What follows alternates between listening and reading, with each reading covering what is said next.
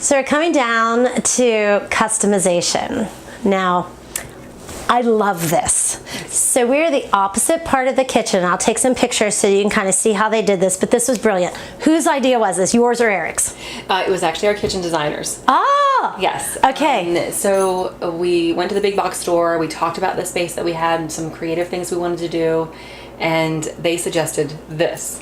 They actually suggested raising this cabinet off the ground to put like dog bowls under, but Okay. I'm not a pets in the kitchen kind of person. Okay. So instead, I bought some nice baskets, and I have the potatoes are empty, but onions and potatoes is what we put under there. But you can put whatever you want to. Okay. And then you also have this little half countertop, Which that, is perfect for your coffee and toaster. Yeah. Which we'll talk about for a second. Okay. It wasn't high enough. Eric was talking to me about the coffee, the Keurig that you did. Right. But look, your coffee pot still is here, and your toaster's here, and then I love this. Yeah. Okay, so tell me about. So when we do have guests over, a lot of times this will be the coffee bar. I put the coffee cups here. Okay. Whatever else I need, carafes, anything like that. I ditch the toaster. So that's really good. Okay. The other thing is we could not have had traditional countertop here because of our traffic pattern. There's a door right here. There wouldn't be enough space to walk through because it can't go any further. So it would be too tight. So we gained cabinetry and countertop. Okay, so what they did to customize this is they bought longer than what they needed. So they bought a 10-foot section. So they bought 210. That's only 7 feet. So they had some extra. Plus there's a cutout for the stove. So clearly they had extra. Yeah.